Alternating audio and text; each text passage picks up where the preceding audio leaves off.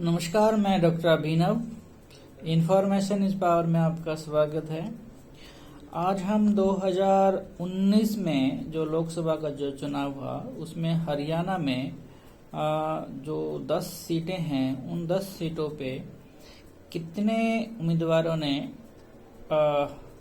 Application दिया और कितने उम्मीदवारों का एप्लीकेशन एक्सेप्ट हुआ और कितने उम्मीदवारों का जो फॉर्म है वो रिजेक्ट हुआ और कितनों ने अपना फॉर्म एप्लीकेशन लिया और कितने लोगों ने ये चुनाव लड़ा इस सीट पे।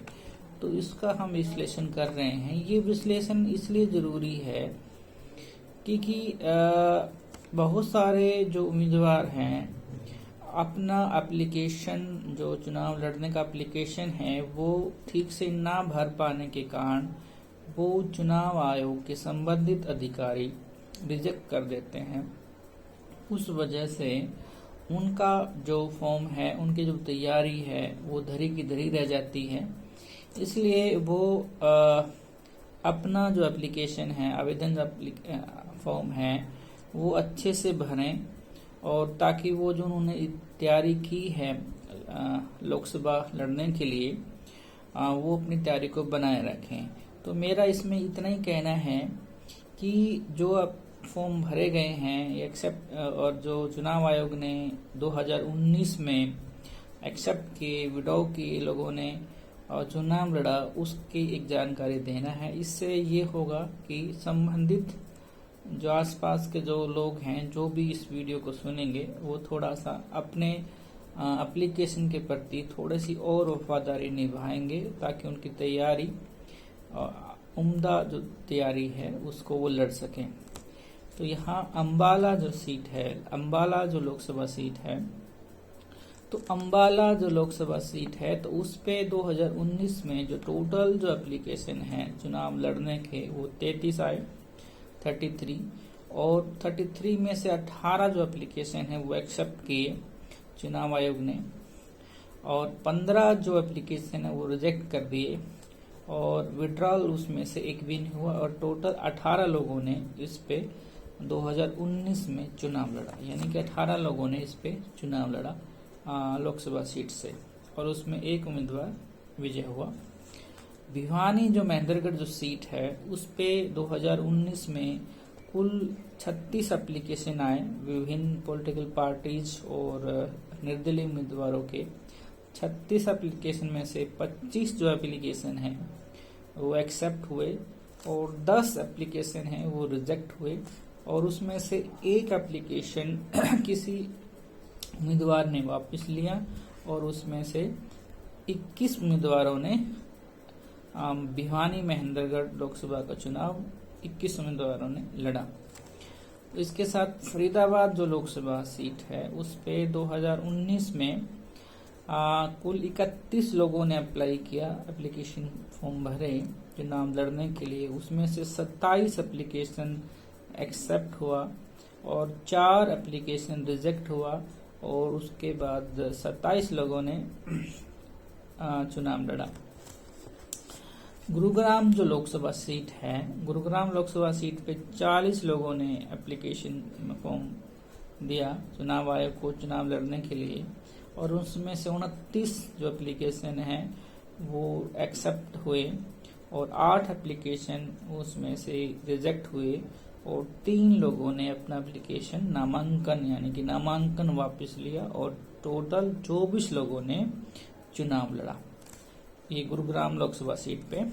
हिसार जो लोकसभा सीट है उस पे 2019 में कुल 55 उम्मीदवारों ने नामांकन भरा और 55 में से 33 उम्मीदवारों का जो एप्लीकेशन है वो एक्सेप्ट हुआ और उसमें से 20 उम्मीदवारों का एप्लीकेशन रिजेक्ट हो गया और 2 उम्मीदवारों ने अपना नाम वापस लिया यानी नामांकन वापस लिया और 26 उम्मीदवार इस पे चुनाव लड़े। यानी कि 55 में से 33 लोगों का एक्सेप्ट हुआ और 20 लोगों का रिजेक्ट होना बहुत बड़ी बात है।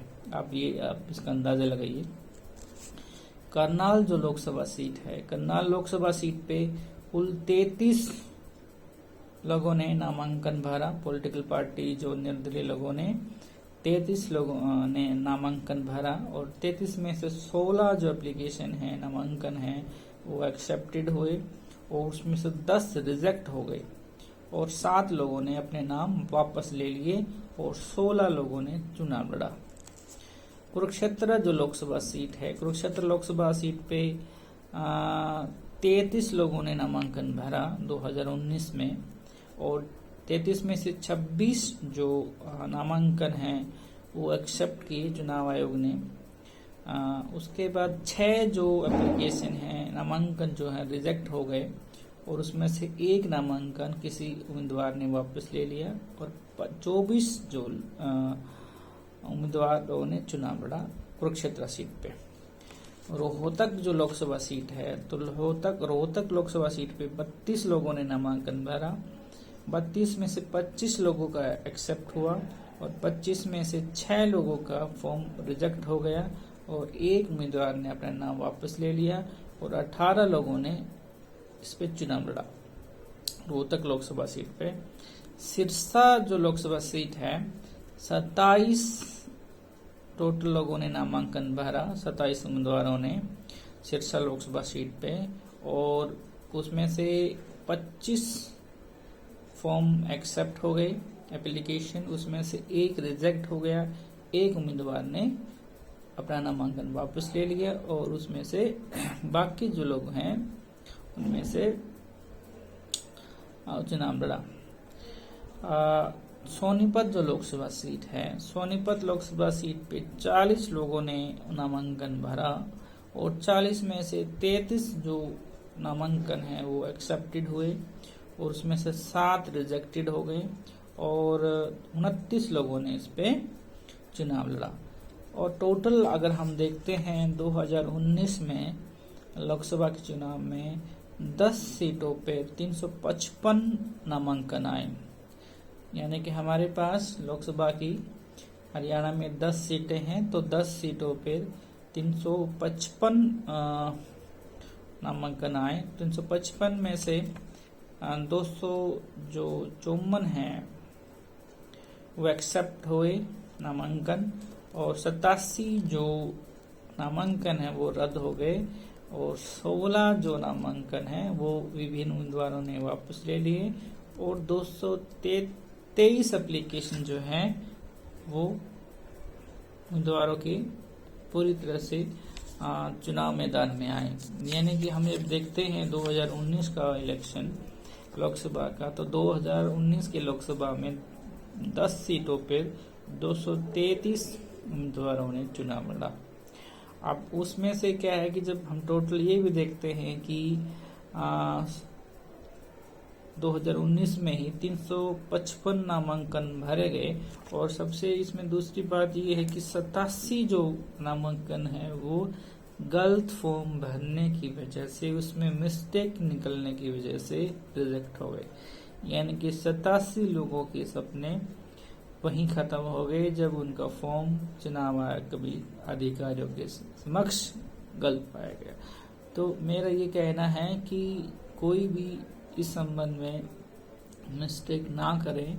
एक बार इलेक्शन कमीशन ऑफ इंडिया की जो साइट है affidavit.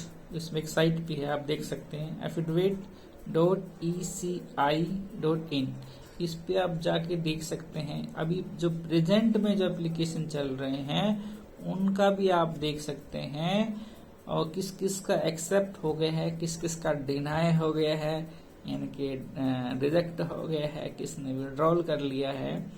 और उस 2019 का जो इलेक्शन हुआ तो उसमें भी जो एप्लीकेशन भरे गए हैं, जो रिजेक्ट हुए हैं, तो वो भी आप देख सकते हैं कि ये एप्लीकेशन क्यों रिजेक्ट हुई। तो इसमें ये बड़ी बात है कि आप जब भी इस बारे में किसी को बताएं, आप भी इसमें देख सकते हैं ये साइट पे जाके कि भाई किस तरह से लोग अपना एफिडेविट फॉर्म भर रहे हैं और किस तरह से चुनाव जो आयोग के संबंधित अधिकारी हैं उस एप्लीकेशन की को रिव्यू करते हैं और उसको एक्सेप्ट करते हैं और एक्सेप्ट उसके साथ रिजेक्ट भी करते हैं। तो उसमें आप खुद भी देख सकते हैं। इससे क्या है, आपको एक और अच्छी जानकारी मिलेगी लोकतंत्र की, क्योंकि ये हमारा काम केवल वोट देना ही नहीं है। हमारा काम वोट के पीछे का जो तंत्र है उसको भी समझना है, क्योंकि हमारे जो रिप्रेजेंटेटिव हैं, जो चुने जाएंगे लोकसभा से के मेंबर, वो हमारे विकास के लिए आवाज उठाएंगे। लोक संसद के निचले सदन, जिसको हम लोकसभा कहते हैं। तो मुझे लगता है कि ये जानकारी आपको पहले से ज़्यादा अच्छी लगी होगी। तो इसी के साथ हम आज का जो ये प्रोग्राम है ख़त्म करते हैं। मुझे लगता है कि आप इस संबंध में और जानकारी जुटाएंगे, और अगर वो संबंध में जानकारी जुटानी है तो affidavit.eci.in पर जा सकते हैं और संबंधित पड़ताल कर सकते हैं। आपने मुझे सुना, इसके लिए आपका बहुत बहुत शुक्रिया।